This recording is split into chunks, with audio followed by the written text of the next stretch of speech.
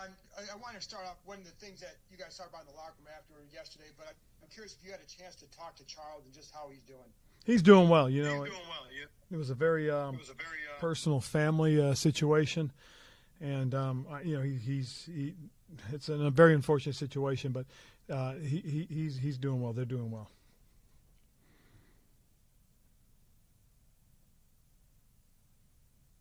Sorry, I couldn't unmute myself. I'm sure a lot of people would be happy with that. Also, looking at the game yesterday, then, and that Cinco package, I know it's very scheme specific. Mm-hmm. Why do you feel it was so successful yesterday? Well, I think one of the things that we did was it's really, if you look at it, it's really just a 3-4 defense. But what it allows us to do is bring in another bigger body, a guy to play the what amounts to basically a 4 technique for the most part if you were playing a true 3-4. And when you got that extra big body up inside, it does impact their want and their desire to try and run the football. It frees up the linebackers a little bit more to run.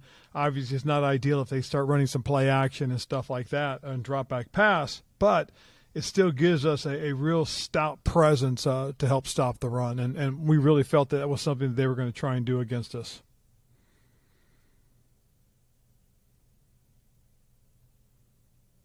You gonna mute yourself? Ron, how did you feel Danny Johnson did coming in, and stepping in for Emmanuel Forbes? And did his performance warrant sort of not a longer look? You know who he is, but continued playing time for him. Well, I think first of all, I thought Danny stepped in and did exactly what we'd hope he would do. Did the job that we needed him to do. He came out and played some good football, made some plays. And he's a very smart football player, which you can tell by the opportunity to intercept the ball on 4th down. Instead, he knocks it down, and we get it in great field position. I mean, that's a very heads-up play, and those are the kinds of things that Danny's very capable of. As far as play time, we're going to continue to practice and work our guys, and we're going to play the guys we believe it gives us the best opportunity to play football. Ron, yesterday's win against Atlanta, that was true complementary football, all 3 phases, as you mentioned. I'm sure it's easier said than done, but how do you bottle that up and kind of carry that over week to week, all 3 phases making big impacts on a win? Well, we'll continue to work and practice all 3 phases, and with the emphasis that, they have to be, explosive, dynamic. They have to take opportunities and make the most of them. And I think that's the biggest thing that you saw from the complementary football was, every phase did what they were supposed to do, needed to do. And it's, just something you got to continue to practice with and continue to work on and talk about. That do your job mantra, the mentality that you kind of instilled and drove home last week, is that going to remain this week, or do you plan on switching it up? Is this going to be new, different messaging week to week, or the do your job is going to kind of be the main thing? Well, I think off of do your job will be the messaging more so than anything else, Scott. I think a lot of things, that when you look at each game has its own personality, and I try to figure out what I think the personality is for that week, and as we go through it, that's what we'll try to do with the players and harp on the things that we think that need to be done and things that we need to get better at and improve on as we prepare to play the Giants. Ron, it didn't drop back as much as he had in games past, but when you went back and looked at him, what did you think of Sam? Oh, I thought Sam was very efficient. That's probably the best way to put the way he played. His decision-making was, for the most part, really good. There was a couple times, obviously, I'd like to see him get the ball out of his hands a little bit quicker and not take the hits or sacks that he did.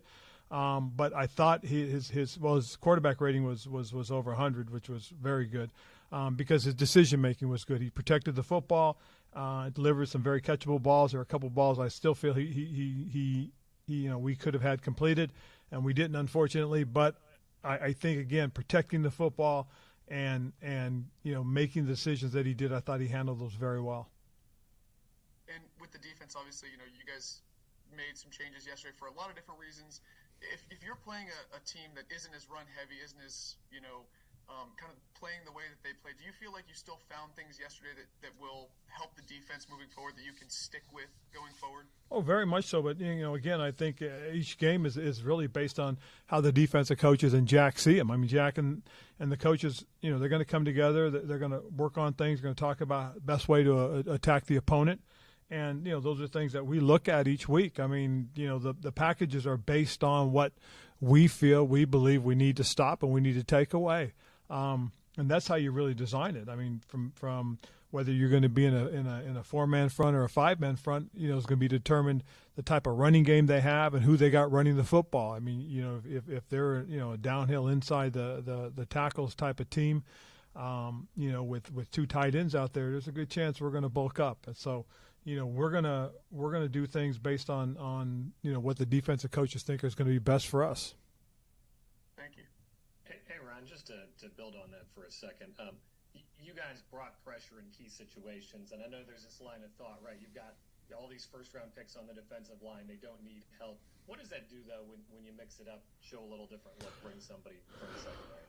You know, Michael, I think if we do anything as far as mixing it up, what it does show is that there's always that ability, there's always that capability to bring the extra guy if you need be. You know, one of the things that we do, you know, intentionally is when we do the 5-man, you know, we do bring the 5th guy a lot. We do drop the 5th guy as well, so that does seem to help us when we do have to go into the bigger packages. So doing that, whether we're in the bigger packages or you know, our base 4-man front, I think it adds a little bit more to the thinking process of our opponent. Hey Ron, Sorry, go ahead. any updates on Duran or Montez? Both of them had some kind of injuries yesterday. No.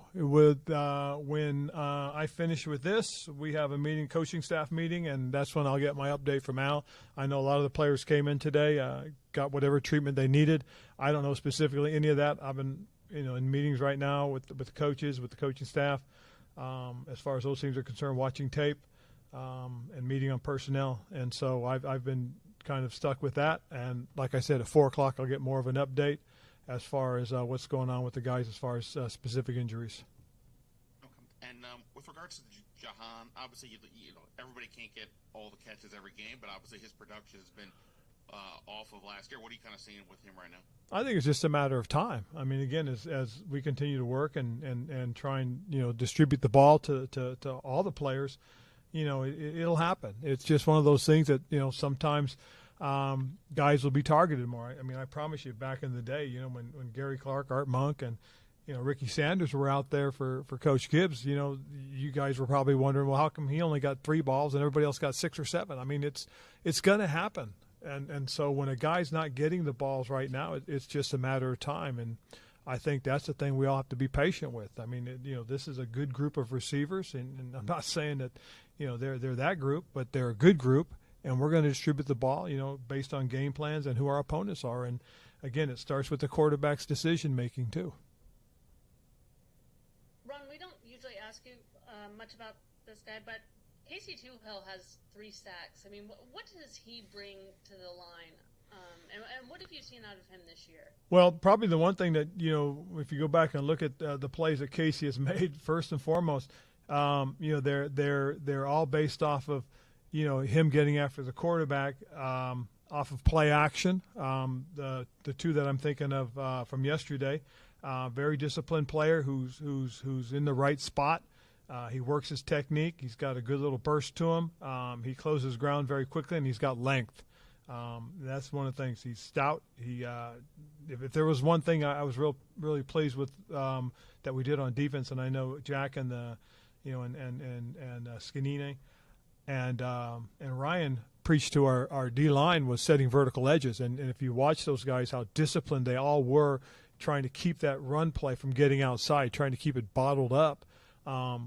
Those guys did that, and Casey was one of the guys that did that. And because of that, you know, he got the opportunities, and he made the most of them. Take a couple more. Hey, Ron, back to Emmanuel Forbes. Obviously, being a first-round pick, the mental gymnastics he's probably going through in terms of, I'm starting, I'm playing a lot, now I'm not playing a lot. How has he handled this transitional period of, you know, not playing? What have you seen from his approach and his attitude? Well, I think he's been great. He really has. You know, he and I had a conversation last week as to what was going on. Just explained to him that, you know, we feel right now a little time down would help you. Good chance to kind of take a step back and watch it and see how things are done, see a little different perspective. And again, he's been really good so far, and I expect him to continue. He's a young pro who's got a lot to learn and a lot of growth to have, but he's got a chance. We really think this young man's got a great skill set and can be a good football player. It's just this might take a little bit more time.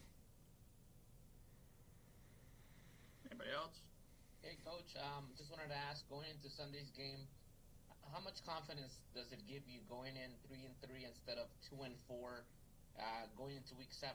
Well, we have a little momentum, Moses, and I think that's one of the biggest things. And you know, if you can maintain the momentum and keep the excitement going, you know, and energy levels up, the players really feed off of it. And one of the things that I said too, that is when you watch the tape and really break some of the things down, you see just how efficient Sam was, and I think that's something we can build on because of the momentum of when we're efficient, when we're doing things well. You know, and then on the defensive side, keeping the momentum of being able to stop the run. You know, they're going to come in. They have Saquon, and we know how special he is as a running back. We got to be able to contain him. We got to be able to contain the quarterback. So a lot of those things that we did on Sunday are things that are going to be reflected in what we're going to need to do this coming Sunday as well. So I think it's a good opportunity to build on the success we had. You know, but we also got to be smart and understand, you know, that you know, even though we went out and did our jobs, we got to pay attention and focus in on and continue to focus in on the details of our job. Do those things better. Do the little things better. And you know, because we had a lot of mistakes, a lot of little things that can be corrected, and that's the best part about it, is those things can be corrected. All right. Last one. Ron, I know you guys focus on every week you want to win, and you're focusing on the week ahead, but given the last couple of years where you guys have been in a trail position in the standings going into the rest of the year, or you know, it's been even and you need some things to work out, is this stretch, or is not getting into that position again, is that important over this, you know, next 4 or 5 weeks? Well, I think the biggest thing, Sam, that's important is really maintaining the focus of one at a time, just trying to stay connected to where we are, and where we are right now. You know, to Moses' point, is we're 3-3. We have an opportunity to go to 4-3 if we go out and play the football we're capable of, and win a football game against the Giants. So to get ahead of that, I don't want to do that. I want to make sure we stay focused on the one game at a time mentality, and just understand it's the most important game we're going to play all year. Why? Because this is the game we will play. So we're going to keep that focus. Thanks, Coach. All right. Thank you, guys. Thanks, Ron. Thank you.